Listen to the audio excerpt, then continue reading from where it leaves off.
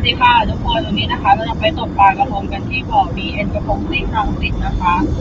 วันนี้นะคะเราไปกันตอนเที่ยงนะคะเราไปแค่ครึ่งวันเดี๋ยวไปดูผลประกอบการกันเลยนะคะว่าเราจะได้กี่ตัวนะคะใช่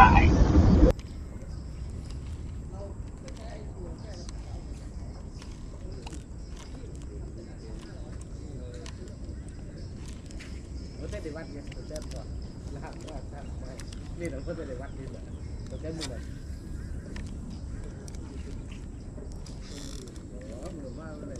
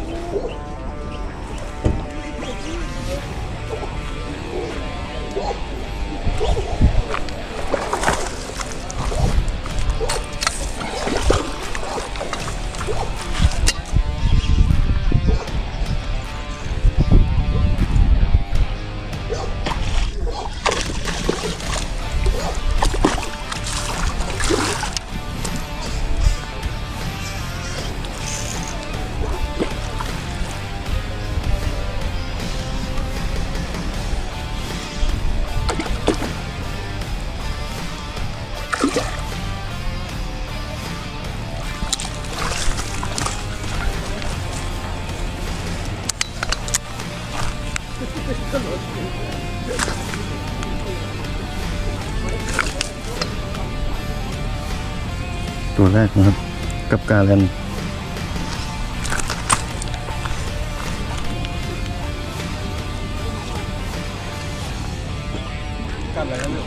การัน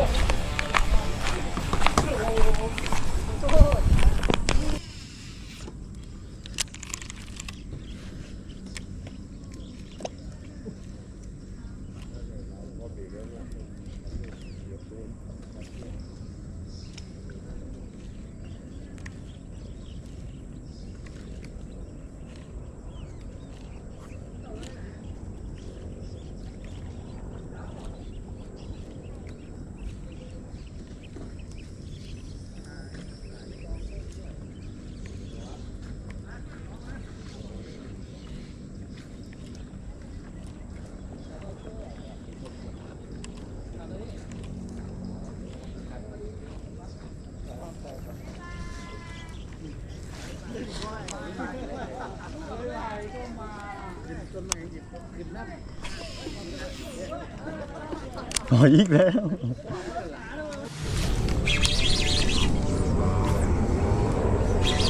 อย่าพึ่ง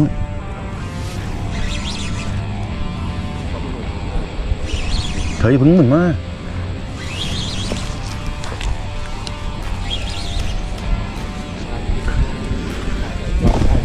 นี่อะไรครับสีดำอย่า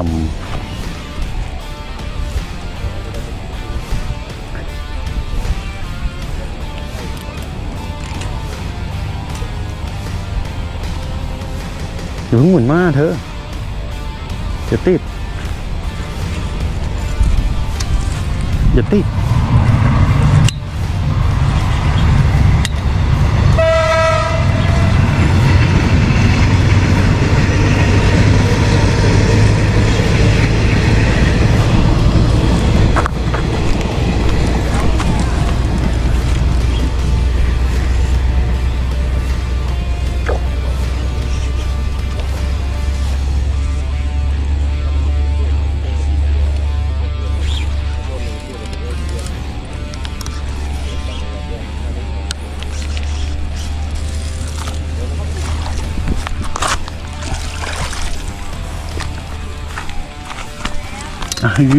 แดกดีกับไปเลย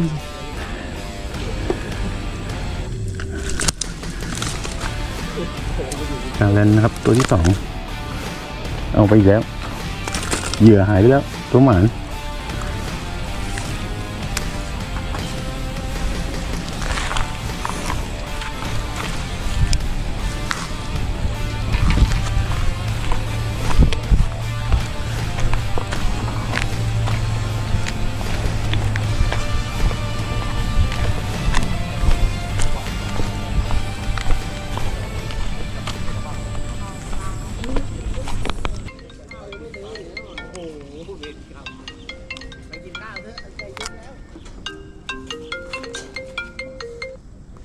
โลครับ ฮัลโหล ครับ ไม่มาไงอ่ะ ใครอ่ะ อะ ใครอ่ะ มน ฮะ มน มนไหนอ่ะ อ้าวอันนี้วิทูลไหนอ่ะ โทรผิดนะครับ อ๋อครับขอโทษครับ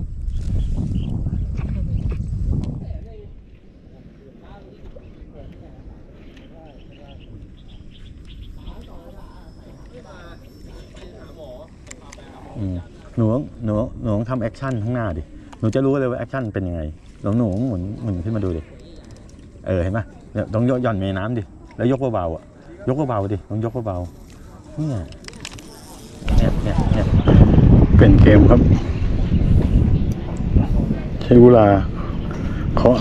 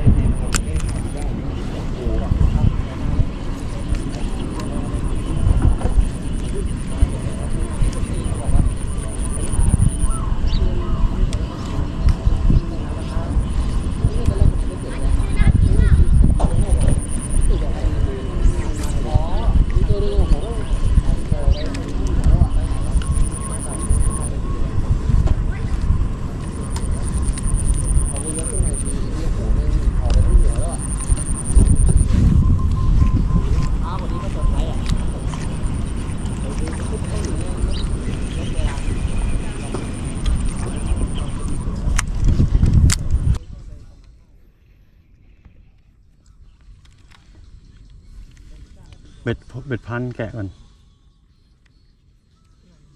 นี่ไงเบ็ดพันสายอยู่ปล่อยให้มันหย่อนไม่พันแล้วเวลายกมันต้องคือใช่ไหม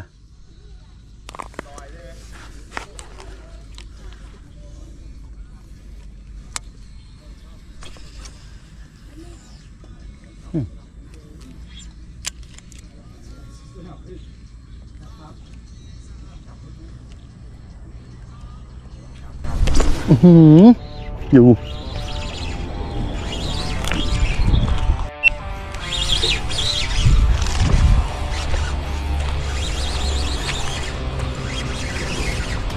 เอามาที่ตักให้พี่หน่อย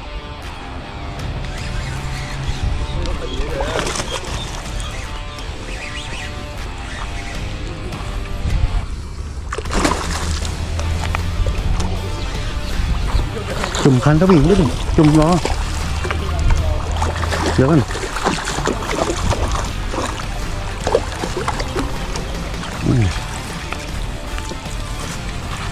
ตั้งวางล็อกดีๆ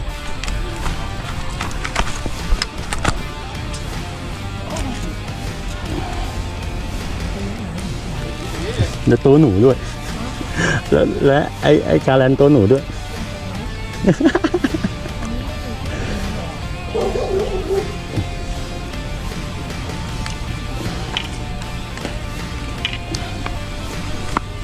การแลนตัวที่ 3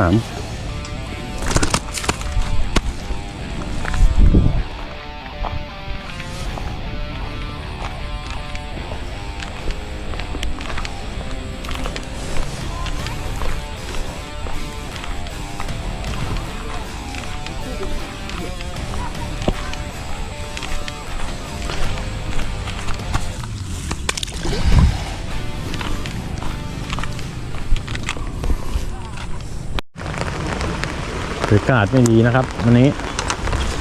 ฝนตก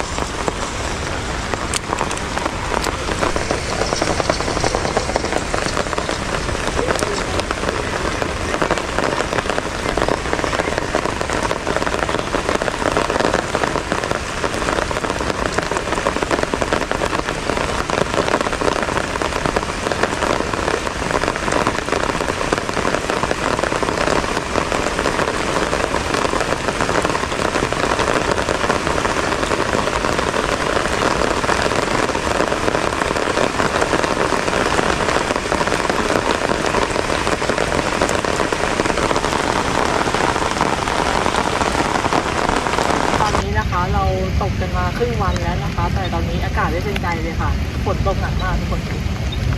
โอ้ยแสงกล้อง